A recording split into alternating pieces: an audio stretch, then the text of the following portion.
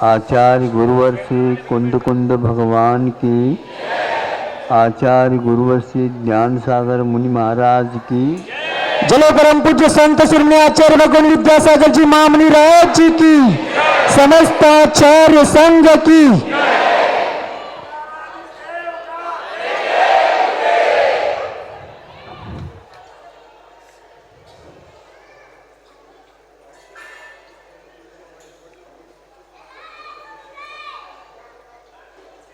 दो प्राणी हैं,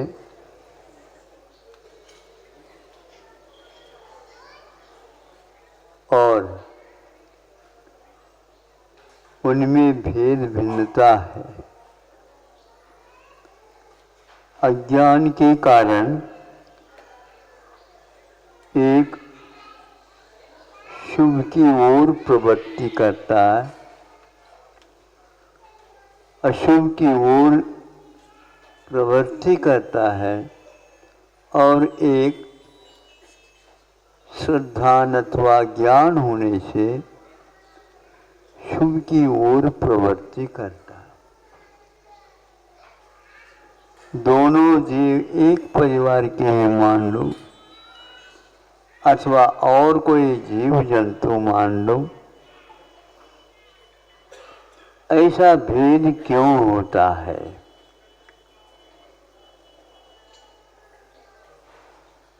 अज्ञान एक ऐसा अंधकार है, उसमें हम चल नहीं सकते। अंधकार होते हुए भी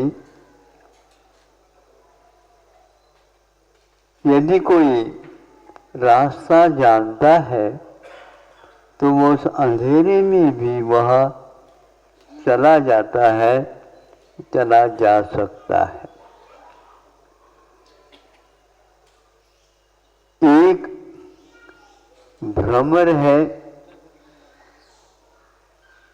और वह सुगंधि की ओर ही चला जाता है। यदि सुगंधि नहीं मिलती है और कोई गंध जो बदबूदार है वह मिलता है तो उस ओर वह नहीं जाता। एक वह है जो सुगंधि की ओर न जा करके उसी मल की ओर ही चला जाता है। दोनों भ्रमर जैसे लगते हैं, दोनों काले होते हैं, किंतु एक का विषय इष्ट रहा है मल को ही, और एक भ्रमर है सुबह उठ करके वह यात्रा करता है, सबको पार करता चला जाता है, और जहाँ से गंध आ रही हो उसी ओर उसकी प्रवृत्ति हो जाती है। प्रतिदिन आप लोग आते हैं, समय निकाल करके आना पड़ता है।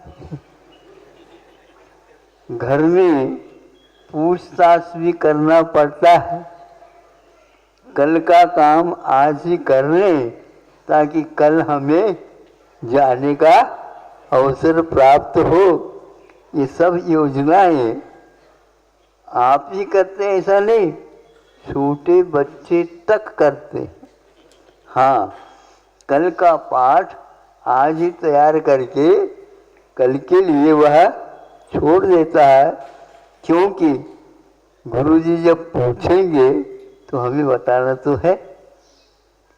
तो इस प्रकार वह समय को निकाल करके वह सोचता रहता है।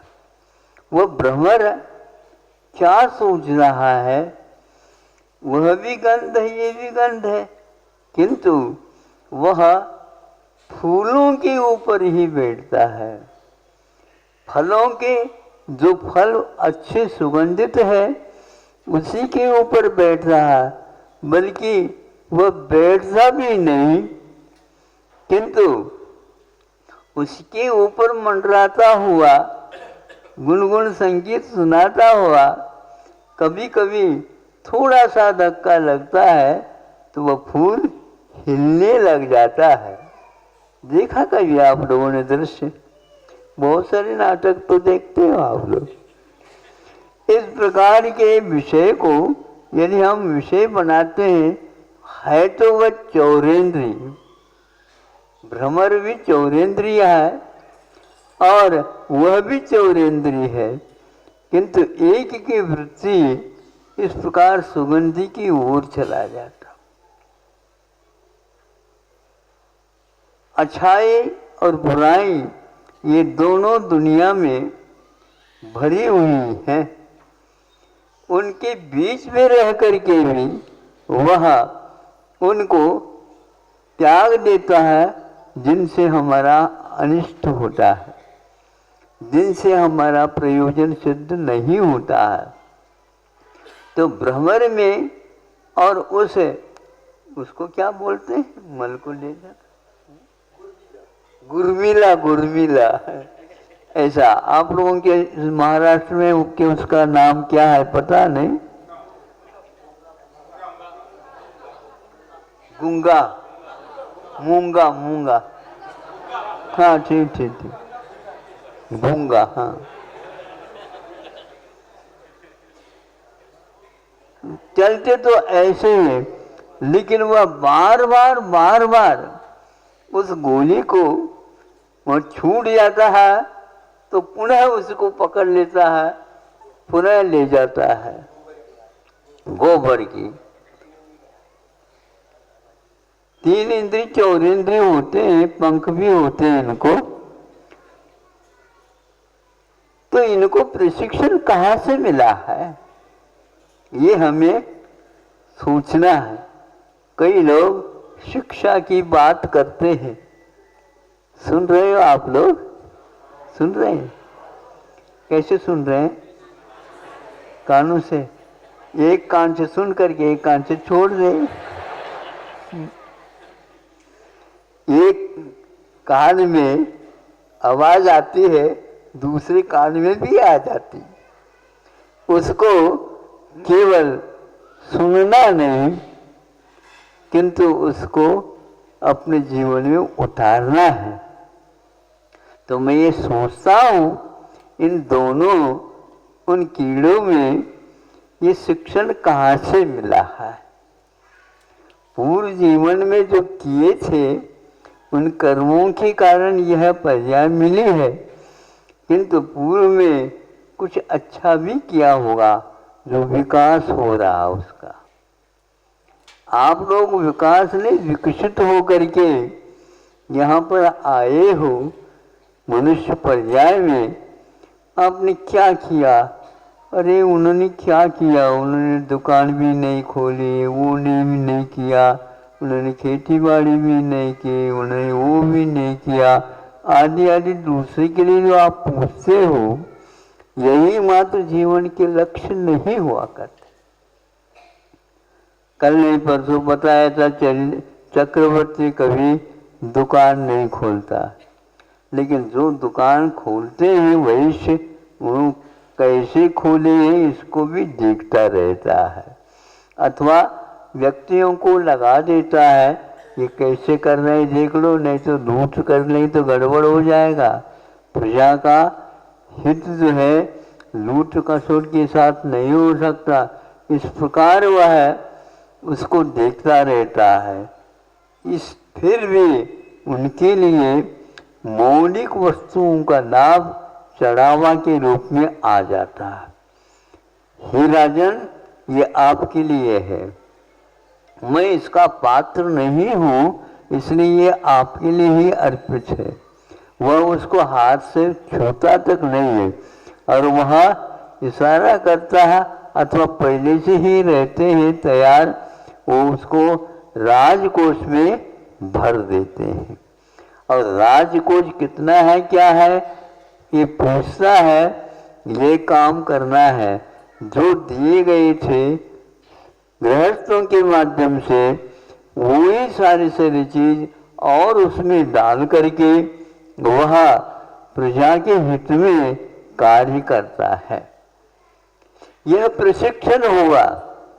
किंतु उन्होंने अपने इस जीवन में कोई प्रशिक्षण लिया नहीं, लेकिन गत जीवन में उन्होंने ऐसे कर्म किए, सम्यक दर्शन शुद्धा संसार से ये भोग निर्विन्ना।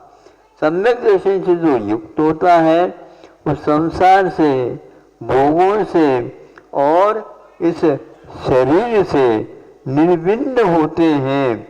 वहाँ पर कोई उनको इस रुचि पूर्वक नहीं देखते, क्योंकि ये तो अनंतकालीन रीत है। अनंत काल से हम ये करते ही आ रहे हैं, इसलिए छोटे छोटे कीड़े भी रहते हैं, उनमें भी विकास हो रहा होता है। और विकास करते हुए अथवा एक साथ, आपने सुना होगा चक्रवर्ती के पुत्र कितने थे? 923 थे। किंतु वह निगोद से आए थे।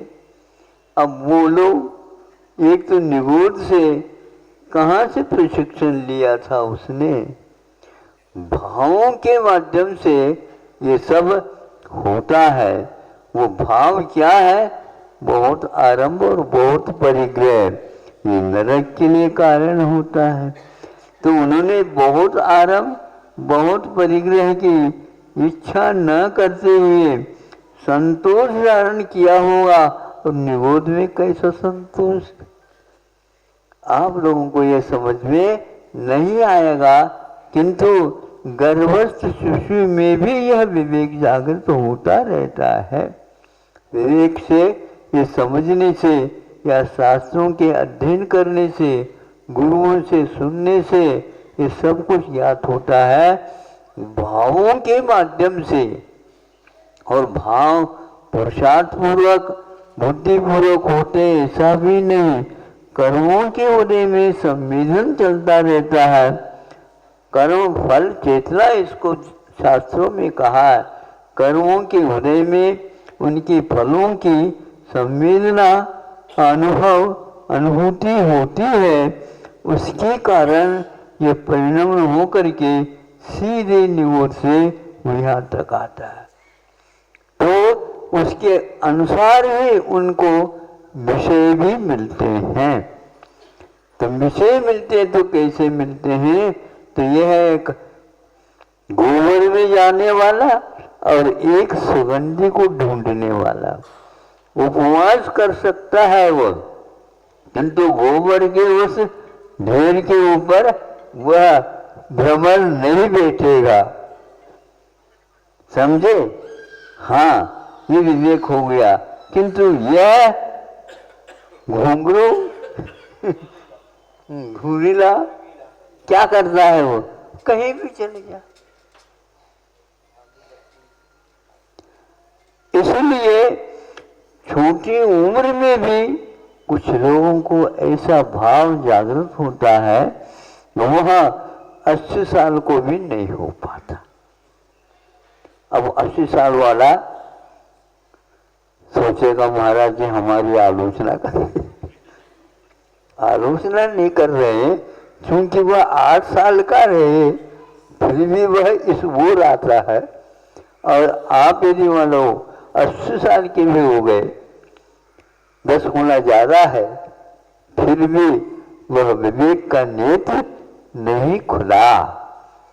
आप लोगों को चाहिए, इन आंखों से तो पंचेंद्रिय विषयों का ही ग्रहण होता है, किंतु भीतरी आंख खुलती है तब वह 80 साल में भी खुल सकती है, नीचे भी खुल सकती है और नहीं भी खुल सकती। भगवान हमारी वह आंख खुले। और विवेक के साथ आप लोगों ने श्रीफल चढ़ाया होगा, श्रीफल में भी आंख रहती है, कभी देखा? हाँ, वो क्या है? इसी प्रकार एक भगवान है, एक काव्य ख्याति में कहा जाता है, एक मुक्कन्ना ಮೂರು ಕಣ್ಣುಗಳು ಯಾರಿಗೆ ಇರುತ್ತವೆ ಅವರ ಹೆಸರು ಮುಕ್ಕಣ್ಣ. क्या समझ में आ रहा है? ताजी ने क्यों बताया? महाराज ये हमें समझ में नहीं आए तो ताली बजा रहे. कन्नड़ है. मराठीमध्ये सांगा त्याचा अर्थ करून घ्या आपण. उसमें 3 आंख होते हैं, लेकिन तीसरी आंख जिसको खुली हो रहती है उसको एक प्रकार से भगवान परमात्मा कहा जाता है.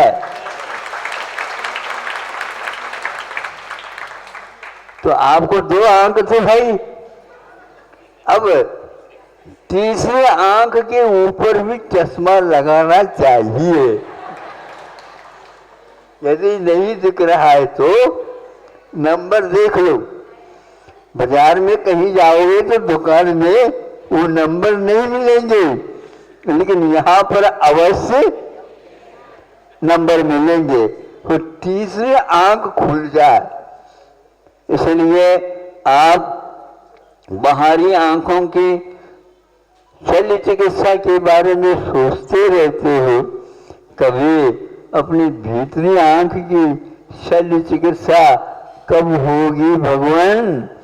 और आप जैसे हम भी 3 आंख वाले हो जाएं, ये 2 आंख तो काम नहीं करेगी, खुली रहेगी, किंतु भीतरी आंख ज्ञान की वो खुल जाएगी, जिसके द्वारा सालोका नाम त्रिलोका नाम यद विद्या दर्पणाय थे. महाराज जी रत्न श्रावकाचार्य का आप लोगों को स्वाध्याय सुना रहे हैं और करा रहे हैं. उसमें क्या है? दर्पणाय थे, जिनका ज्ञान और विद्या कैसी है? दर्पणवत. दर्पण में जो सामने वस्तु रखी जाती है वो सब झलक जाती है, किंतु दर्पण को न खुशी होती है और न ही विषाद द्वेष होता है. ये जो हमारे साफ सुथरा मैं हूँ और इसमें ये झलक रहे, नहीं, उसका कोई प्रभाव उनको नहीं पड़ता है. न हर्ष होता है, न विषाद होता है, न राग होता है, न द्वेष होता है. ये राजा आ जाओ, किसी के प्रति आकर्षण नहीं है, तुम यहाँ से चले जाओ, कोई भी मतलब नहीं. कैसा जीवन होगा उनका? रात दिन, और न भोजन होता है, न और कोई चीज की आवश्यकता पड़ती है. स्वस्थ रहते हैं, निश्चिंत रहते हैं. रात और दिन उनका कोई भी मूल्य नहीं रहता है. ऐसा वह विवेक ज्ञान है. सबको इस प्रकार की आंख मिले, ऐसी भावना आप करते हो तो भी उसके द्वारा अपना कल्याण कर रहे होते हो. दूसरे को भी आंख मिले, भगवान दूसरे की आंख फूट जाए, नहीं समझे? और हमारी आंख अच्छी काम करे और उसको हाथ पकड़ के ले जा, चलो चलो हम चला लेते. अरे भाव ये रखो इसकी आंख अच्छी हो जाए, और अपनी अच्छी हो तो दूसरे की हो जाए, भाव ना करे. हमारी नहीं भी हो रही है भगवान, तो भी सबको आंखें मिले. ऐसे भावों को करने से अपना भी विकास होता है और अपने विकसित जीवन को देख करके दूसरे को भी विकसित होने का सौभाग्य प्राप्त होता है. इस भावों के साथ ये सोचो कि हमारा अभी कितना शेष रहा है. शेष निशेष भी हो सकता है, किंतु पुरुषार्थ जागरण होना चाहिए. ये सुनने से शब्दों के अर्थों की ओर उपयोग जाने से निश्चित रूप से आपका विकास अवश्य हो सकता है। हो इन्हीं भावनाओं के साथ आप लोगों को रात दिन परस्पर उपग्रह जीवाना इस सूत्र को देख करके हमेशा इसके अर्थ की ओर ध्यान दे लेना चाहिए। अहिंसा परमो धर्म की जय।